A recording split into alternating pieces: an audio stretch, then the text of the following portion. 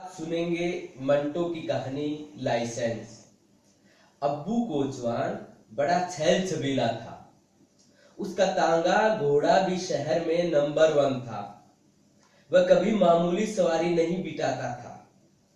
उसके लगे बंदे गाहक थे जिनसे उसको रोजाना 10-15 रुपए वसूल हो जाते थे, जो उसके लिए काफी थे। दूसरे कोचवानों की तरह नशा पानी की उसको आदत नहीं थी, लेकिन साफ सुथरे कपड़े पहनने और हर वक्त बांका बने रहने का उसे बेहद शौक था।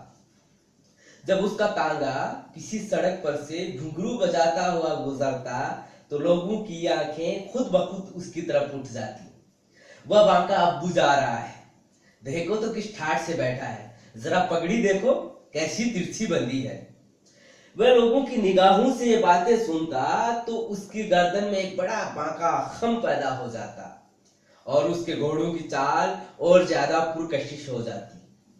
उसके हाथों ने घोड़े की बांगे कुछ इस अंदाज से पकड़ी होती जैसे उनको पकड़ने की कोई जरूरत ही नहीं। ऐसा लगता जैसे घोड़ा उसके हिसारों के बगैर चला जा रहा है, जैसे घोड़े को अपने मालिक के हुक्म की जरूरत नहीं। बाज औकात तो ऐसा महसूस होता कि अब्बू और उसका घोड़ा चन्नी दोनों बस एक है, बल्कि सारा तांगा एक हस्ती है और वह हस्ती अब्बू के सिवा और कौन हो सकती है। वे सवारियां जिनको वह कबूल नहीं करता था दिल ही दिल में उसको गालियां देती, बाज बद्दुआएं भी देती। खुदा करे इसका घमंड टूट जाए, खुदा करे इसका तांगा घोड़ा दरिया में जा गिरे। उसके होठों पर जो हल्की हल्की मूंछों की छांव में रहते थे खुद एतिमाद मुस्कुराहट नाचती रहती। उसको देखते ही कई कोचवान जल भुन जाते। उसकी देखा देखी चंद कोचवानों ने इधर उधर से कर्ज लेकर नए तांगे बनवाए, तांगों को पीतल के साजो सामान से सजाया। फिर भी अब्बू के तांगे से शान पैदा ना हो सकी और नहीं उन्हें वह गाहक नसीब हो सके जो अब्बू और उसके तांगे घोड़े के शदाई थे। एक दिन दोपहर को अब्बू दरखत की छांव में तांगे पर बैठा ऊँघ रहा था कि एक आवाज उसके कानों में भिनभिनाई। उसने आंखें खोल कर देखा, एक औरत तांगे के बम के पास खड़ी थी।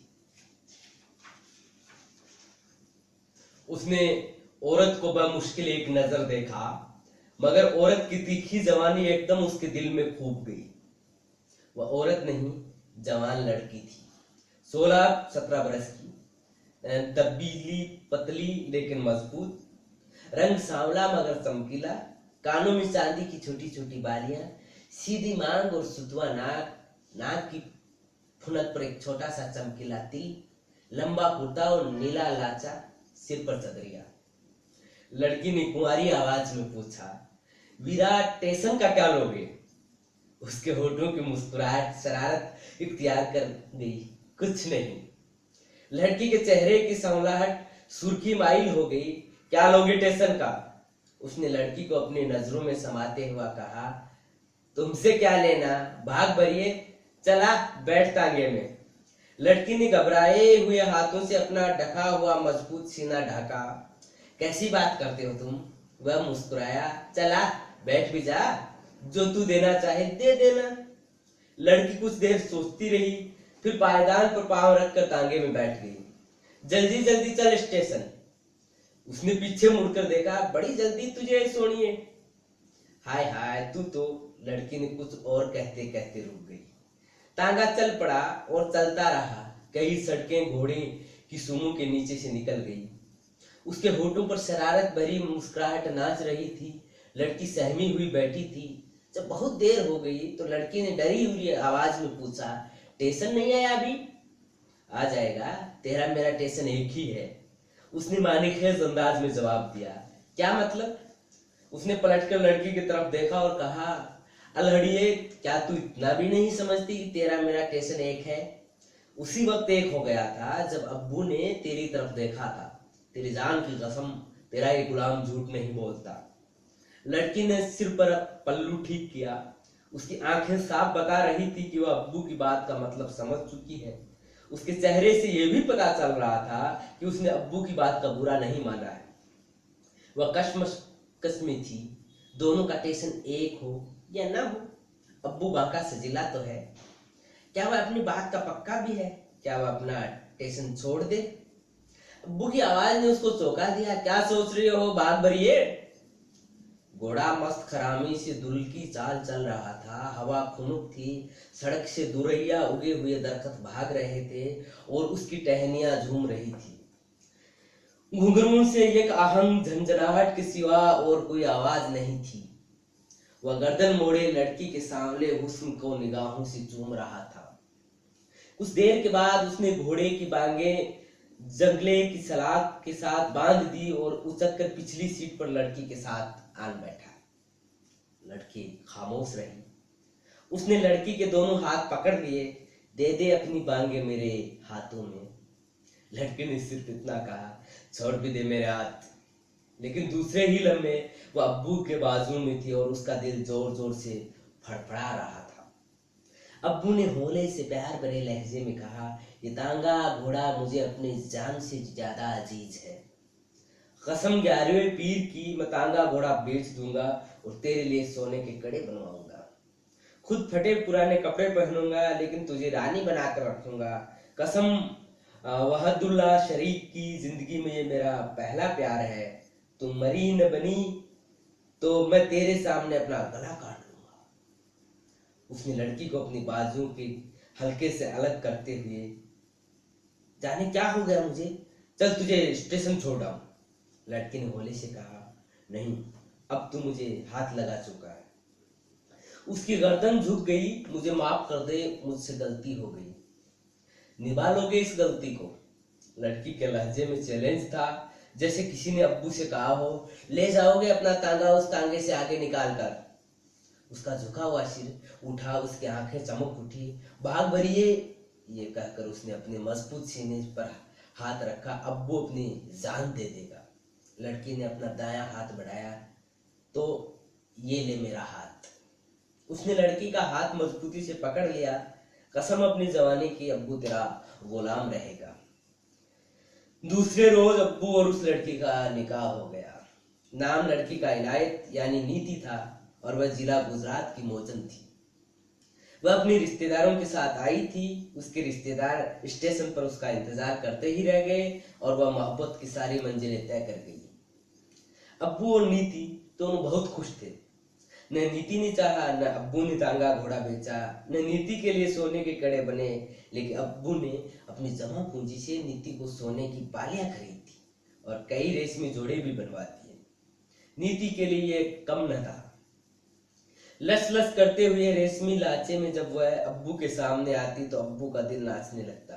कसम पंजतन पाक की दुनिया में तुझसा सुंदर और कोई नहीं। वह नीति को अपने सीने के साथ लगा लेता। नीति, तू मेरे दिल की रानी है। दोनों जवानी की मस्तियों में गर्क थे। दोनों उगाते, हंसते, सैर करते और एक दूसरे की बलाएं लेते हुए 1 महीना ही गुजर पाया कि दफतन एक रोज पुलिस ने अब्बू को गिरफ्तार कर लिया। नीति भी पकड़ी गई।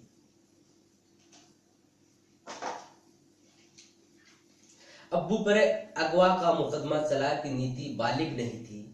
नीति के अदालत में साबित कदम रहने के बावजूद अब्बू को 2 बरस की सजा हो गई।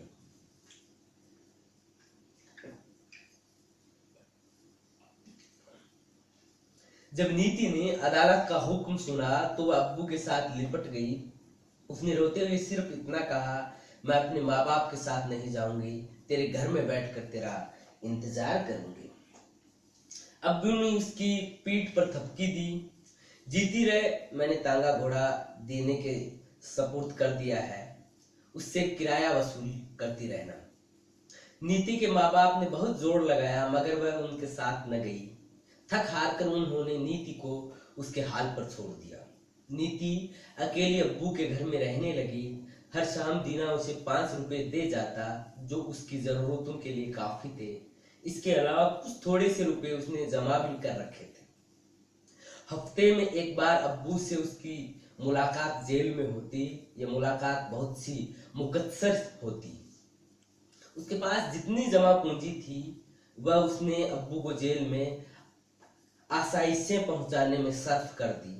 एक मुलाकात में अब्बू ने उसके बूचे कानों की तरफ देखा और पूछा, तेरी बालियां कहाँ गई नीति? वह संतरी की तरफ देखकर मुस्कुराई, गुम हो गई कहीं। अब्बू ने कदरे गुस्से होकर कहा, तू मेरा इतना ख्याल न रखा कर, मैं जैसे भी हूं ठीक हूं। उसने कुछ न कहा और मुस्कुराती हुई चली आई कि मुलाकात का वक्त पूरा हो चुका था। घर पहुंचकर वह बहुत रोई, घंटों आंसू बहाती रही। उस मुलाकात में उसने बड़े जब्त से काम लिया और मुस्कुराती रही। उसने महसूस किया था कि अब्बू की सेहत बुरी तरह गिर चुकी है। वह गिरांडिल अब्बू घुल घुल कर आधा रह गया है, वह उसे पहचान न सकी थी। उसने सोचा, अब्बू को मेरा गम खा रहा है। जुदाई ने अब्बू की यह हालत कर दी है। गम, जुदाई, जेल, जेल का गठिया खाना, जेल की कड़ी मशक्कत, इतना कुछ तो उसको मालूम था। ये मालूम नहीं था कि दिक का मर्ज अब्बू को विरसे में मिला है। अब्बू का बाप अब्बू से ज्यादा गिरांडिल था, लेकिन दिक ने उसे चंद हफ्तों में कब्र के अंदर पहुंचा दिया था। अब्बू का बड़ा भाई कड़ियल जवान था, मगर ऐन जवानी में इस मर्ज ने उसे दबोच लिया। अब्बू इस हकीकत से गाफिल था। जब वह जेल के अस्पताल में आखिरी सांस ले रहा था, उसने अफसोस भरे लहजे में नीति से कहा, मुझे मालूम होता कि मैं इतनी जल्दी मर जाऊंगा तो कसम वदहुल्लाह शरीफ की तुझे कभी अपनी बीवी न बनाता। मैंने तेरे साथ जुल्म किया है, मुझे माफ कर दे। देख, मेरी एक निशानी है, मेरा तांगा घोड़ा, उसका ख्याल रखना। और चन्नी बेटे के सिर पर हाथ फेर कर कहना कि अब्बू ने प्यार भेजा है। अब्बू मर गया, नीति का सब कुछ मर गया, इतनी जल्दी सब कुछ मर गया। नीति हौसले वाली औरत थी, उसने सदमा बर्दाश्त कर लिया। वह तमाम दिन घर में तन्हा पड़ी रहती। शाम को दीना आता, 5 रुपए उसके हवाले करता, उसे दम दिलासा देता और कहता, भाभी, अल्लाह मियाँ के आगे किसी की पेश नहीं चलती। अब्बू मेरा दोस्त ही नहीं, भाई भी था। मुझे जो हो सकेगा खुदा के हुक्म से जरूर करूंगा। जब नीति की इद्दत के दिन पूरे हो गए तो एक दिन दीने ने साफ साफ लफ्जों में नीति से कहा कि वह उससे शादी कर ले। नीति के जी में आई कि वह दीने को धक्का मारकर बाहर निकाल दे, मगर उसने सिर्फ इतना कहा, भाई, मुझसे शादी नहीं करनी। उसी दिन से दीने के रवैये में फर्क आ गया। पहले वह बिला नागा शाम को 5 रुपए दे जाता था, अब वह कभी 4 रुपए देने लगा, कभी 3 कि बहुत मंदा है। फिर वह 2-2, 3-3 दिन गायब रहने लगा। बहाना यह था कि बीमार था, इसलिए तांगा जोत न सका। तांगे का कोई कलपुर्जा खराब हो गया, मरम्मत के चक्कर में सारा दिन बर्बाद हो गया। जब पानी सिर से निकल गया तो नीति ने दीने से कहा, भाई दीने, अब तुम तकलीफ न करो, तांगा घोड़ा मेरे हवाले कर दो। बड़ी लेतोलाल के बाद बिल आखिर दीने ने बादिले नाख्वास्त तांगा घोड़ा नीति के तहवील में दे दिया। कई दिन तक सोचते रहने के बाद नीति ने तांगा घोड़ा अब्बू के एक और गहरे दोस्त मांझे के सिपुर्द कर दिया। चंद दिनों के बाद मांझे ने भी शादी की दरख्वास्त की। नीति ने इनकार किया तो मांझे की आंखें भी बदल गई। थक हार कर नीति ने तांगा घोड़ा एक अनजाने कोचवान के हवाले कर दिया। एक शाम वह अनजाना कोचवान पैसे देने आया तो नशे में धुत था। उसने ड्योढ़ी में कदम रखते ही नीति पर हाथ डालने की कोशिश की। नीति ने उसको खरी खरी सुनाई और घर से बाहर निकाल दिया। नीति अजीब उलझन में गिरफ्तार थी। 8-10 रोज से तांगा घोड़ा बेकार तबले में पड़ा हुआ था। घास दाने का खर्च एक तरफ से तो तबले का किराया दूसरी तरफ से। कोचवान थे कि कोई शादी की दरख्वास्त करता था, कोई उसकी इस्मत पर हाथ डालने की कोशिश करता था और कोई पैसे मार लेता था। नीति सोच सोच कर पागल हो गई। एक दिन बैठे बैठे उसे ख्याल आया, क्यों नहीं तांगा मैं आप ही जोतूं, आप ही चलाऊं। जब वो अब्बू के साथ घूमने के लिए निकला करती थी तो तांगा वो खुद ही चलाया करती थी। शहर के रास्तों से भी वह वाकिफ थी। उसने सोचा, लोग क्या कहेंगे। फिर खुद ही उसने अपने सवाल का जवाब दिया, क्या औरतें मेहनत मजदूरी नहीं करती?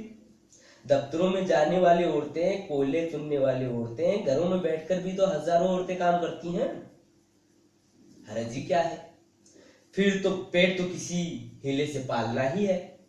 उसने कुछ दिन सोच विचार किया और आखिर में फैसला किया कि तांगा वह खुद चलाएगी। उसको खुद पर पूरा इत्मीनान था।